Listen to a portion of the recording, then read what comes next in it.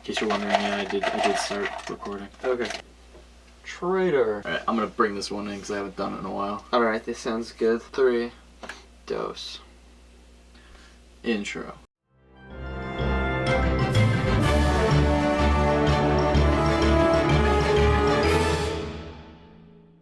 Hello everyone and welcome to another episode of Capes the Roundtable. I am Justin. I am James. And today we are going to speculate at your faces about Star Wars Episode 8. The one that comes after 7. Yeah, that one. For anyone who hasn't seen The Force Awakens yet, obviously spoilers. Huge spoiler warning. This is definitely in no way, shape, or form a non-spoiling video. Yeah, we're definitely going to want to steer clear if you have been able to stay away from spoilers thus far.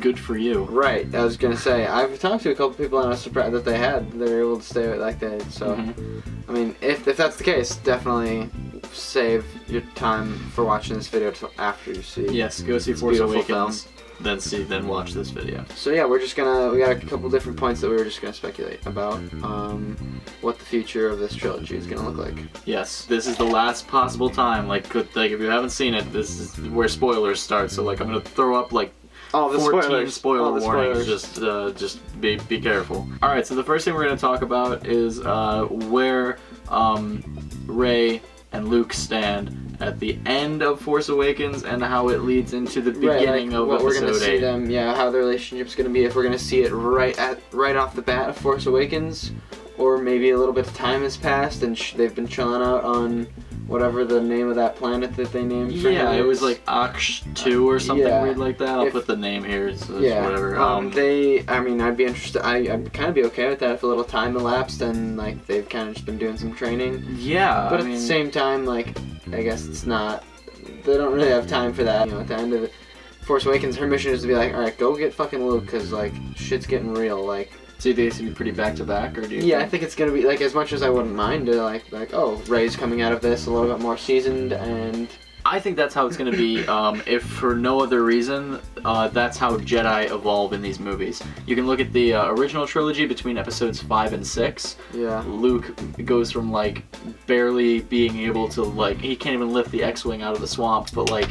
In episode 6, he's like he built his own lightsaber. He can like do Jedi mind tricks on everyone. Yeah. Like in Jabba's palace, he's a lot more advanced. And then you can go into the prequel trilogy and look at how Anakin progresses. I mean, especially from episodes 1 to 2, even between 2 and 3, like Obi-Wan and Anakin, like there's significant time jumps that happen between every movie. I would actually like it if maybe Luke has been training Rey for a while, but they've just been kind of like, in a weird way, Rey was supposed to be like, hey Luke, go help people, but Luke kind of Yoda'd her. Right. Like he was like, no, train with me for a while so we can both go back stronger. Yeah, that would make sense, because I mean, Luke was like, yo, fucking help me, my friends are in danger, and Yoda's like, Arr! And he's like, fucking... So yeah, I mean, we're just interested to see what their relationship will be going into it, how much more Jedi-y Rey has become, if at all. Yeah. Maybe even just hanging out with her dad, which is what we, at this point, I think I've pretty much accepted, like, that's fact to me. Yeah. It's just short of fact, like, that's gotta be it. Like, she is Luke's like, the handing daughter. down of the lightsaber, and just everything that we've been given. All the parallels of their characters, like... Yeah. Going off of that is basically just the point that they have that connection, and like following at those parallels, there's clearly some kind of training happening, and whether it's like picking up where we left off and like seeing the beginning of that training, or seeing like some kind of like opening with some kind of crazy montage of like all the training that they've been doing. Like, either way, I would be really interested. I'm fascinated to see where they go with that. Yeah. Brings us to our second point, which we wanted to address. Basically, the baddies, what Kylo is going to be doing the next time we see him, and like seeing more details about Snoke, because he's, from what everyone's seen so far, completely brand new to the franchise, to the series. And then Kylo, no doubt, like, we're gonna see him coming back even more Sith. Like, I feel like at one point in the movie there was the first time you see that movie that you're genuinely not sure, like, he could turn back. We don't know. I mean, or he could be at least there might be some hope for him, and I think at this point it's definitely like I think it's gone. done deal. Yeah, Yeah. he's full on dark side. Like just fucking killed his dad. Yeah, I was just say like we said they're spoilers, so yeah, like just killed his dad. Just get the shit kicked out of him by his untrained cousin. potential cousin. Untrained potential cousin, and you know, fucking lost this enormous planet space station to the Resistance. He's feeling like ridiculously defeated right now, Yeah. and like he's in a very emotional place. Yeah. So like having Snoke there to be able to get General Hux, and like he's like Hux, bring Kylo Ren to me, like not hologram him. He's saying like bring him to me. Like, Yeah, like yeah. at the end of the movie, he's like find me, bring him to me, Yeah. and like we will finish his training. So like there's some evil Snoke lair. Yeah. Which is pretty fucking cool. Yeah. I want to see that. Another speculation about Snoke specifically that I think came up, my brother and I were talking about, is that like, obviously he's like, initially until you realize the hologram, I thought he was fucking huge. Yeah. I thought he was just a huge, giant humanoid creature. Which I wouldn't have hated. I wouldn't have hated, no, but it was also like a lot to take in at first. I was like, oh my god, that's a large character, like, I don't know. Probably Well, that's how it was in A New Hope too. There was a giant ass Palpatine head, True, exactly, yeah. like big ass Palpatine head hologram. Yeah, but for like actual him in person, I think he's probably going to be smaller, like smaller than the average human. I think he's going to be somewhere between Yoda and like average human size. I think he's just gonna be normal dude size. No, yeah, I I don't mean, know. you I might be don't know right. why. No, you might be right. I think that was my first thought too. But then someone else brought that up to me, and I was like, yeah, I can see it. I mean, kind of like, you know, overcompensating a little bit. Yeah. No, absolutely. I think yeah. I don't think he's that fucking big, but Yeah. definitely intimidating as hell though. Like no matter what size he's gonna be, I want to know how his face got fucked. Yeah, I want to know all that shit. It would be cool if there was like some history with like Yoda there or something, where like Yoda fucked his face up, and like that's why he went, like maybe he made him weak, and like that's why he went into hiding for so long, and now he's coming out of that. I like how much time and effort he's investing into Kylo Ren as like trying to bring him up to be even more powerful than Darth Vader, which I feel like he's going to end up being. He's going to end up being like super duper powerful, and like I wouldn't even hate, maybe not in episode 8, but in episode 9, like if he does become like full-fledged like 100% evil, if he kills Snoke. They build this up like thinking that Snoke's master, you know, puppeteer, which he sort of is. Yeah, and then just to have Kylo just fucking, that would be really cool. It would be both shocking, but also how George Lucas has been wanting this to go as poetic. Right. Is actually all of Lucasfilm has been wanting this to be poetic because it would mirror what Darth Vader did to Palpatine in Episode 6, but that was out of him being good, and out of him being like good-hearted. But this would be out of him like wanting more power. Yeah, which is exactly what Sidious did. So, and maybe you need to like kill the immortal Sith Lord to become the immortal Sith Lord or something like that. It could go so many different directions. Yeah. But I expect with Kylo Ren at least more family stuff. Something's gonna happen between either him and Rey, or like maybe we're gonna see a little bit more. I think Leia's gonna stay with like the Resistance and stuff. Yeah, but that's another thing I didn't think of till just now. Like, what if the time they meet, the time they like Leia and Kylo Ren as Kylo, not Ben Solo. Right. Yeah, I wonder. I think that's gonna happen. Yeah, in this movie they kept them pretty separate. They kept like the Resistance stuff that was going on with like the X-wings and the Starkiller base, and then like all of the Force stuff. Like they kept them pretty separate. Yeah. So to see those merge would be new. And Yeah, it'd be cool. to see, and like maybe we even see Leia manifest some powers, because she did that. Yeah, I don't think she needs to go like full out Jedi, but like even if we see her being like somewhat Force sensitive, yeah, like, that's what I'm saying. even just like accidentally or something, like just a little Easter egg would be fucking amazing. Yeah. Because she is, and like she senses it like as soon as Kylo kills Han, like she like falls over and she's like oh shit, like I felt that was a thing that happened. Yeah. Maybe Luke felt it too.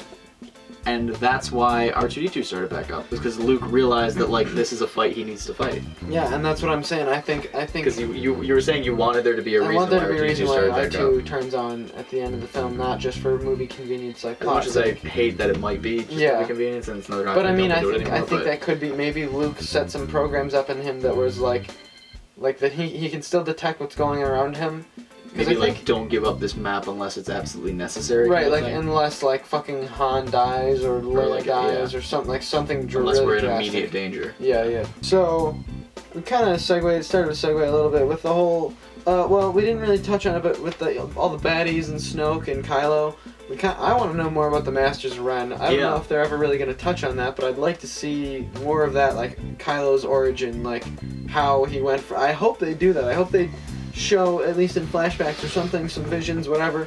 Like, Ben Solo becoming Kylo Ren. I really want to see that. I want to see more of Luke training people at the Jedi Temple. Yeah. I want to see Kylo Ren going bad. It might have just been something that they glossed over because it was too similar to Anakin's story. And I get that. Right. They don't want to kind of step on the toes of any of the other trilogies. Mm-hmm. But yeah, I definitely would not hate seeing any kind of flashback or montage in the kind of way that we saw in Rey's visions. Right. If like Luke had a vision or something where it showed past, present, and future, where it shows like maybe young Kylo like doing one thing that like Luke's like, oh, this is probably a bad sign, and he's like, but I'll let it go, and then like show Kylo and the Masters of Ren coming back to the temple and like slaughtering all the Jedi, and then showing like what's happening now, whatever's happening in Episode 8, and then like maybe like showing a vision of like Kylo killing Snoke or like something, some very crazy vague thing happening. Allusion to like the climactic part of 9 maybe. Yeah. So yeah, more baddies and stuff, but that was just a side thing. I'd like to see more of the Masters Ren. But we started to segue into Leia and the Resistance and Finn and Poe. Yeah. And then also back to the baddies a little bit, Phasma, and like what the deal is going to be with her. They promoted her as a character a lot, and she got a very little amount of screen time, which is kind of the way Boba was too. Yeah, he was just popularized and because he looked cool. Right. Same thing with Phasma. So, she looks badass. Yeah, Finn, she's definitely going to be coming back. Yeah, she's going to want to be after Finn. Yeah, because Finn like rubbed it in her face of oh, I'm in charge now, and like made her shut off the shields, and then it's like, and then I don't think maybe threw her down a trash compactor, maybe. Oh yeah. I kind of hope they didn't, but like, because I want to see her come back. But no, that's what I'm saying. She is escaped somehow. Maybe they thought they got rid of her, and then like, she comes back, and there's some comment about that. That line about like is there a trash compactor? And he's like, yes, there is. He's like, there always is. Oh my god. But yeah, so basically what we think is going to be happening in Episode 8 could happen in Episode 9 if Episode 8 gets too full. But Phasma's definitely going to be on the hunt for Finn. Yeah. And that'll be a good way because we're starting, with our first 2 points there. Obviously, Luke/Rey and Kylo/Snoke are going to be 2 huge pivotal points moving forward, and to keep it grounded with the Resistance and stuff, having the conflict between Phasma and Finn, I think, is going to be a pretty important point, at least for his character, but also for the Resistance First Order conflict. Whatever happens with Finn, whether we were talking about this before, like either if Finn and the Resistance fight back against Phasma in the First Order, while stronger Kylo Ren is like fighting against stronger Rey, and maybe like Luke versus Snoke. If something crazy like that happens, or if like Finn goes on the run. The one who fucked up Snoke. Maybe, yeah. He could be an admirer or something of Sidious's, or a successor or something. Someone that came up that Luke had to confront. Yeah. You know what I mean? It could totally have been Luke that fucked them up. Yeah. That's a good point. But yeah, whether Finn fights back while all that shit's going on, or if he does what he wanted to do. Because like Maz Kanata is like, I've seen the same eyes in many people, and like you have the eyes of someone who wants to run. Yeah. So like maybe something with Finn like leaving and going to the Outer Rim, and then like needing to come back for whatever reason. Yeah, there are a lot of directions this movie could go. And I think that's one of my favorite parts about this movie. Not only that it was super entertaining and really well done in itself, but that it set up so many good branches, so many good potential new pathways for some new characters and new plots and all that. It's great. I love it. So let us know what you think. Yes, do that. In the comments below. About our points about Rey and Luke and what they're going to be doing. Or any speculation of your own. Yeah. Any speculation of your own on that topic, or Kylo and Snoke and the Masters of Ren, or the Resistance and the First Order, Finn, Poe, Phasma, all that. Let us know. Until next time, I'm Justin. No, you're not. No, you're not. And you're not gonna trick him. Until next time, he's Justin. That's true, and this one is the other one that's not Justin. Who are you? No. And I am James. Yes, you are. Until next time. I already said that. It's fine. Just say it. You know that you know it. Say Keep it. wearing your capes. There you go. That took too long. I hate us, but I love us. Yeah.